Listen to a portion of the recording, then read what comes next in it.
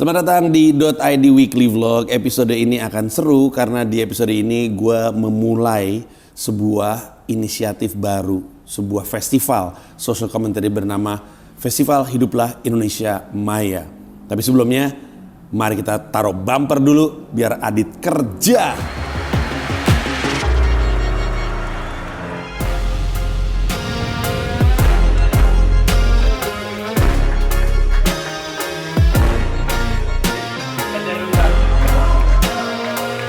Officially my first ever payment.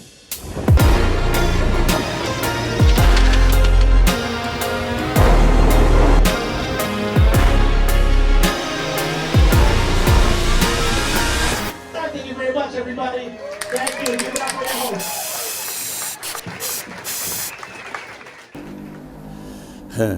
Selamat datang kembali. Ini juga minggu yang sangat-sangat padat dengan promosi karena ini adalah minggu menuju ke perhelatan Festival Hiduplah Indonesia Maya, di mana hari Sabtunya sebenarnya berangkatnya hari Jumat, tapi Sabtunya acara yang di Surabaya, Minggunya acara yang di Yogyakarta.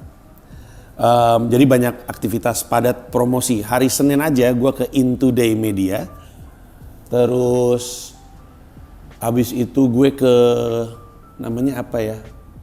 Teras belakang sama Megdani sama Reno. Habis itu gue ke Mas Novel Baswedan.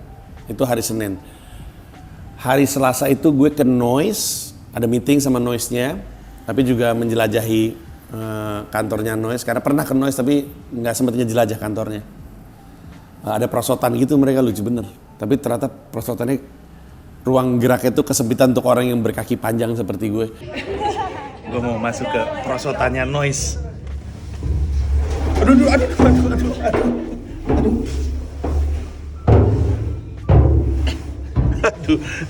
kurang sukses guys. Kaki gue kepanjangan.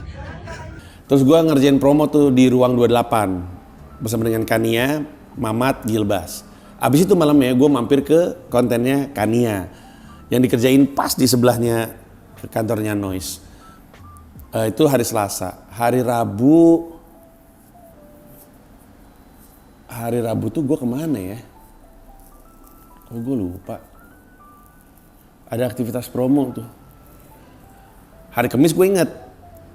Hari Kamis pagi gue ngonten sama Magda. Ini adalah proses promo yang paling menyenangkan. Salah satunya yang juga menyenangkan adalah waktu gue sama Next Carlos. Cuman waktu gue sama Next Carlos, Next nanyain tempat makan favorit gue ajak ke Migrus Pulau Mas, Micape Migrus Pulau Mas. Jadi gue udah tahu emang enak. Kalau yang kemarin, Magda ngajak gue ke sebuah tempat restoran Sunda. Abis itu gue baru pertama kali tuh makan yang makanannya dijembrengin di meja gitu. Yang ada kayak daun pisang gitu kan, tuh semuanya taruh di situ. Mana ada nasi tutuk oncom, ada ikan asin, sambal, lenca, pete. Waduh, itu menyenangkan sekali. Itu salah satu aktivitas promo yang menyenangkan sekali. Terus udah gitu di hari yang sama gue juga ke Najwa Shihab, promo ke Najwa Shihab. Nah, Rabunya ini gue ngapain ya? Kok gue nggak inget. Tapi aktivitas promo juga gue yakin. Oh, ini kayaknya Mary Riana. Iya, Rabu Mary Riana kayaknya. Mampir ke Mary Riana dan malamnya ada lagi nggak ya? Lupa gue. Tapi ini pokoknya isinya promo mulu. Yang nggak gue sebut tapi gue samperin, nanti coba kita cari masukin klip-klipnya. Tapi gue isinya promo terus. Menyenangkan karena media visit itu buat gue tuh menyenangkan ketika udah masuk media visit eranya sosmed atau eranya konten kreator. Dulu media visit tuh beneran ke media, ke kanal berita online, ke radio, ke TV, dan pertanyaannya tuh sama semuanya. Pertanyaan yang datang dari orang yang nggak peduli sama gue sebenarnya, sama semuanya. Ketika mulai masuk ke konten kreator, menyenangkan karena dia punya perspektif sendiri, karena biasanya konten mereka spesifik, punya gaya spesifik. Tapi gue juga respect sama apa yang mereka lakukan. Jadi ada saling respectnya. Ketemu gitu, seru gitu. Jadi semuanya tuh menyenangkan lah prosesnya. Udah kayak bertamu aja, udah kayak berteman aja. Kalau misalkan kita ingat semua media promo yang terjadi di belakang, nanti mungkin Adit sambil gue ngomong bisa dimasukin. Itu sebenarnya kayak main aja, Kak Uus main, semuanya main aja tuh itu. Itu tuh bener-bener nyamperin orang untuk bermain, tapi sekalian tipis-tipis ngelempar aktivitas promosinya. Tapi itu selalu menyenangkan. Nah, semua itu ujungnya adalah untuk Festival Hiduplah Indonesia. Hari Jumat gue berangkat sama tim naik pesawat. Nyampe sana, kalau gue nggak salah, nyampe sana sih yang pasti yang pertama makan nasi pecel, plant based nasi pecel. Abis itu namanya nasi pecel apa tapi gue lupa. Tapi setiap kali gue ke Surabaya pasti ke nasi pecel yang sama, nggak pernah pindah-pindah. Posisinya deket kali belakang mall kalau gue nggak salah. Kalau mungkin ada yang tahu, gue lupa mulu. Itu juga menyenangkan, kami berangkat dengan tim yang nggak banyak ya. Ada Ben, ada Dea, ada Pio yang selalu datang, selalu ikut ketika gue tur. Ada Adit Jawa, si Adit Jawa yang biasa ngedit ini. Dia bikin rekaman videonya. Ada Dimas Prasetyo, dia yang ngurusin kerjasama sales and promotion. Terutama karena kan disponsori sama Tip-Tip. Nah, sebenarnya Festival Hiduplah Indonesia Maya di 3 kota itu menarik. Ini adalah untuk pertama kalinya gue bikin sesuatu nggak sold out. Bukan cuma nggak sold out, bahkan beberapa kota kayak terutama Jogja sama Surabaya penjualannya dikit. Lucunya gue nggak terlalu panik ya. Mungkin sponsornya agak kecewa karena nggak sold out. Mungkin tim gue juga agak khawatir, takutnya gue marah. Tapi gue nggak ada rasa gusar, nggak ada rasa khawatir, nggak ada rasa marah, karena mungkin cuman di benak gue doang aja. Gue tahu nih gue lagi memulai sesuatu. Pokoknya di level apapun lu dalam karir, memulai sesuatu tuh pasti dari bawah. Pasti. Lah, orang gue udah terkenal jadi presenter ketika gue nge-rap mulai dari bawah. Stand up pun sebenarnya juga mulai dari bawah. Gue butuh berapa tuh? Dari tahun gue mulai stand up tahun 2010. Gue bisa 7.500 penonton tahun 2022. 12 tahun untuk bisa ada di level penjualan tiket seperti itu. Nah, Festival Hiduplah Indonesia Maya, walaupun memang gue, tapi sebenarnya itu barang baru sama sekali. Apaan coba monolog kebangsaan? Kalau lu pikir-pikir ya, apaan coba beli tiket untuk nonton orang ngoceh? Gue ngerti kalau ada orang yang nggak percaya gitu, nggak punya belief yang sama dengan produknya, ngerti gue.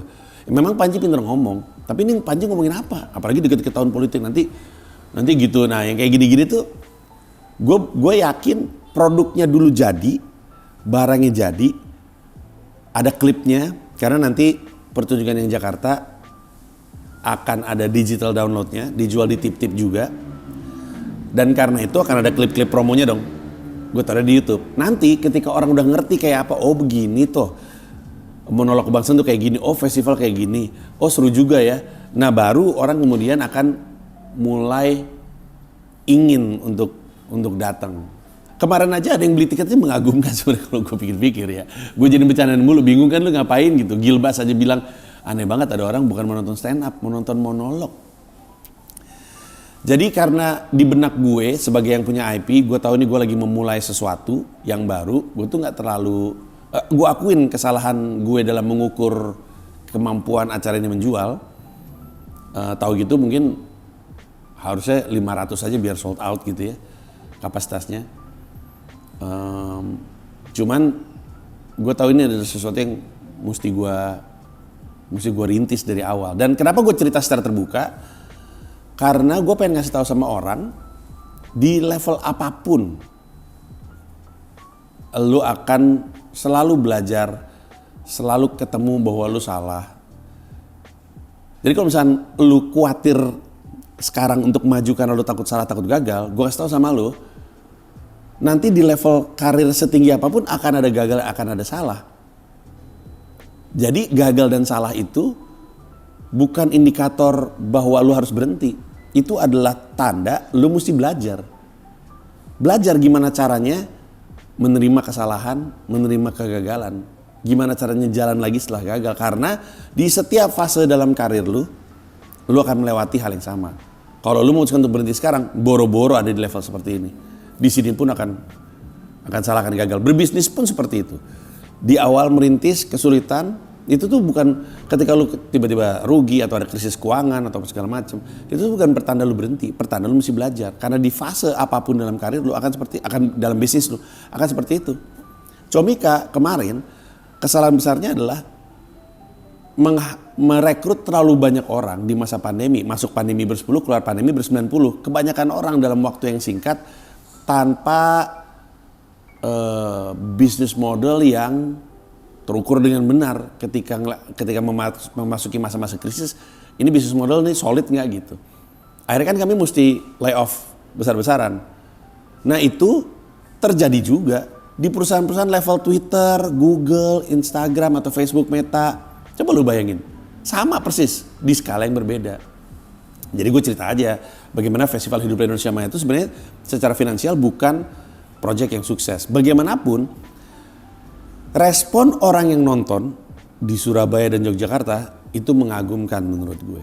Di Surabaya itu kan dibuka dengan talk show bersama Dono Pradana. Itu aja lucu banget, lucu mampus, seru banget. Harus gue akuin mungkin pembahasannya nggak terlalu dalam, agak di permukaan, tapi jatuhnya lucu banget. Gue rasa semua yang nonton di Surabaya juga sepakat bahwa itu lucu banget. Masuk ke stand up-nya, Gilang Durhaka pecah, Firza Falaza pecah, ngomongin Kanjuruhan, Nope pecah. Masuk ke gue justru bukan stand up. Tapi di situ, dan ada banyak fotonya, gue gak tahu stock shot videonya ada atau enggak, tapi banyak fotonya, orang-orang pada nangis. Seru gitu. Di Jogja pun serupa. Gue talk show sama Mas Erik Sukamti. Nah, walaupun yang sama Mas Erik Sukamti mungkin tidak selucu waktu sama Dono, tapi pembahasannya itu dalam. Keresahan warga Jogja terhadap, ini gue ngomongin apa adanya aja ya, terhadap Sri Sultan sebagai gubernur, ini tuh bener-bener keresahan. Ada yang setuju banget karena dia adalah raja kita, yang nggak setuju banget, kayak ini tuh nggak demokratis gitu, bukan orang yang oke gitu kasarnya ya. Saking dalamnya diskusi, selalu kita ngomongin apa? Mau ngomongin sampah, mau ngomongin UMR, mau ngomongin harga rumah, buntut-buntutnya tuh ke gubernurnya lagi. Sampai ada titik di mana ada yang marah sampai mau maki gitu dengan sangat ekstrim gitu, yang wow, tiba-tiba ngomongnya kayak gitu.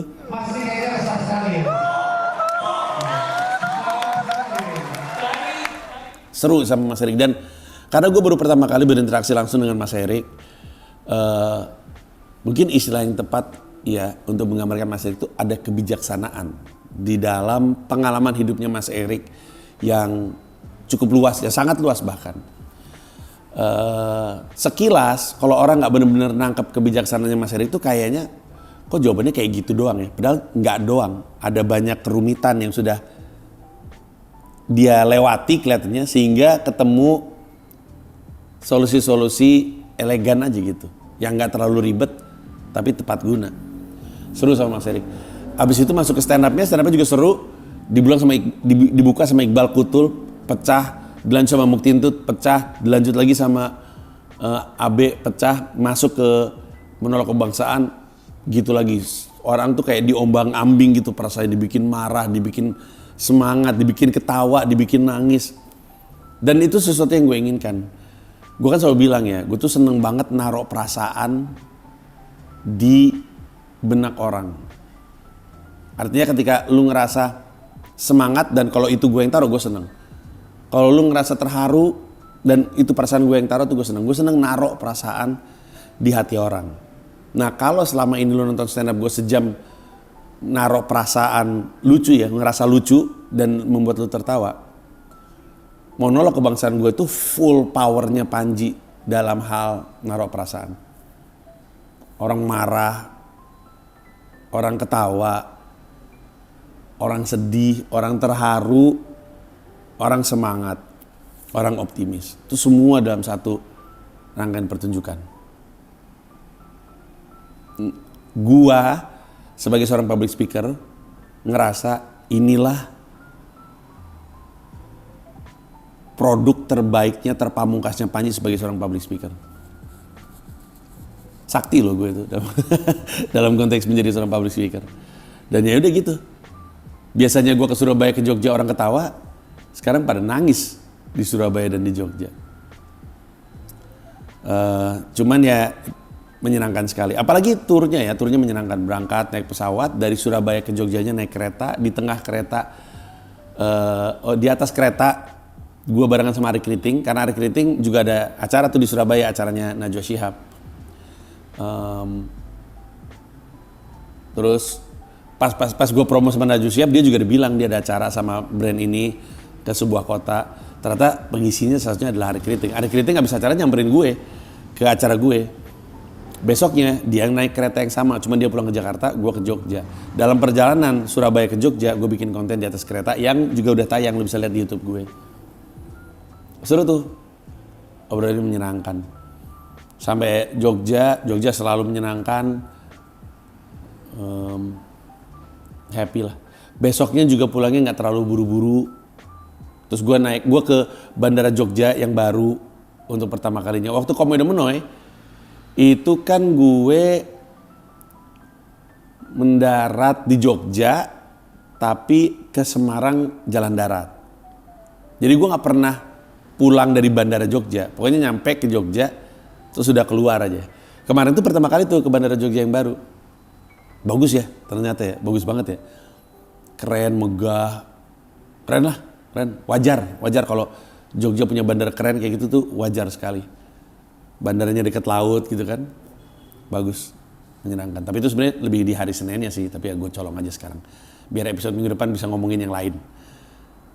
Tapi itulah apa yang terjadi selama seminggu ke belakang, sangat-sangat seru, banyak highlightnya. Mungkin di antara aktivitas promo, banyak serunya ya, ketemu Mas Novel dan Mas BW. Dan gue ketemu Bang Faisal Basri sebenarnya. Jadi episode sebelum gue tuh adalah episode dengan Faisal Basri. Jadi gue ketemu sama Bang Faisal, udah lama, pelukan. Ini orang-orang yang gue hormati lah, Mas Novel, Mas BW. Terus juga seru karena ketemu Nana. Buat gue ya, itu juga seru karena ada Fahri. Fahri lagi mau promo show-nya dia tuh, Generation Gap. Bahwa itu semua berawal dari gue sama Fahri bikin konten aja udah bikin gue bangga. Jadi gue sama Fahri bikin konten, ada di YouTube gue udah tayang dari kapan tahu, judulnya Generation Gap. Itu dicek sama timnya Najwa Shihab, diusulkan sama Najwa Shihab nonton videonya, seru juga nih jadi topik. Jadi ada Fahri Muharram gitu. Lucu banget, gue ngeliat, ih keren banget nih orang, nongol di mata Najwa. Terus Magda makan-makan, menyenangkan lah ini.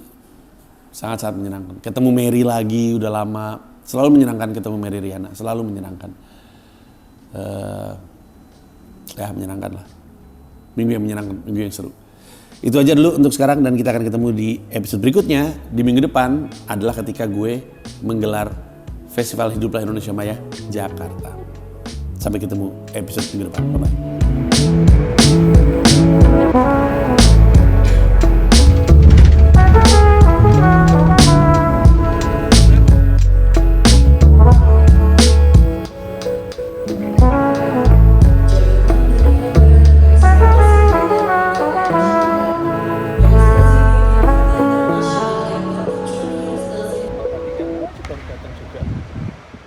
Terima kasih banyak udah nonton video ini sampai akhir. Mau mengingatkan saja bahwa seluruh video gua stand up di New York City bisa lo akses dengan menjadi member YouTube gua. Ada 3 level, ada yang Rp30.000, Rp125.000, ada yang Rp1,5 juta, masing-masing punya manfaat sendiri-sendiri. Tapi yang pasti, dari yang Rp30.000, lu udah bisa akses semua video stand up gua di New York City tanpa disensor, tanpa dipotong, termasuk video-video yang sebelumnya. Terima kasih sekali lagi.